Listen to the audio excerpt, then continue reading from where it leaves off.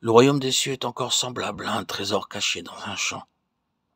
L'homme qui l'a trouvé le cache. Et, dans sa joie, il va vendre tout ce qu'il a et achète ce champ. Le royaume des cieux est encore semblable à un marchand qui cherche de belles perles. Il a trouvé une perle de grand prix. Et il est allé vendre tout ce qu'il avait et l'a acheté. Matthieu 13, 44, 46.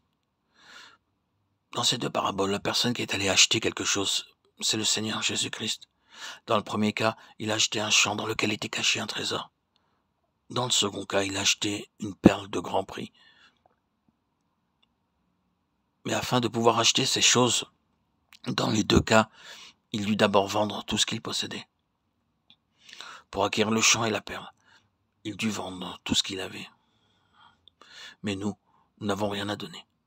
Nous sommes tellement pauvres par nature. Le Seigneur Jésus-Christ s'est complètement dépouillé lui-même, et il s'est livré lui-même pour être notre sauveur. Car vous connaissez la grâce de notre Seigneur Jésus-Christ, qui pour vous s'est fait pauvre, de riche qu'il était, afin que par sa pauvreté vous fussiez enrichis. De Corinthiens 8, 9. Dans ces deux paraboles donc, c'est le Seigneur Jésus-Christ lui-même qui donna tout ce qu'il possédait afin d'acheter le champ et la perle. Aux yeux du Seigneur Jésus-Christ, tout croyant, quel qu'il soit, quelle que puisse être sa faiblesse, sa stupidité ou sa folie, néanmoins un champ et une perle. Car le Seigneur a payé le même prix pour acheter chacun de nous en particulier. Étant appelés champs et perles, nous avons été choisis par lui pour qu'à travers nous soit manifestée la richesse de sa gloire, de sa beauté, de sa magnificence.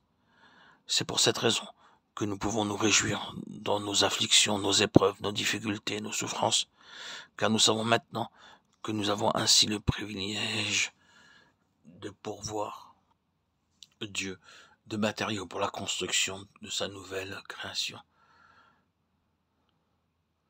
Mais cette vérité devient de plus en plus réelle et efficace pour nous dans la mesure où nous demeurons continuellement sous la seigneurie de notre chef suprême, qui est notre Seigneur Jésus. Lorsque la construction du temple fut achevée, la première chose qu'ils eurent à faire fut d'amener l'arche de l'alliance à la place qui lui était destinée. Cela signifie que le Seigneur Jésus-Christ, qui est en sa personne même cette arche de l'alliance, doit occuper dans notre vie, dans notre ministère et dans notre service la place qui lui revient. Mais nous voyons de nos jours, dans beaucoup de cas, que le Seigneur Jésus-Christ n'a pas reçu la place qui lui revient dans les ministères, les services, les prédications et les activités. La place privilégiée qui devait revenir au Seigneur Jésus-Christ est donnée à des hommes. Nous honorons beaucoup trop les hommes et nous ne donnons pas la place qui revient au Seigneur Jésus-Christ dans l'adoration et le ministère.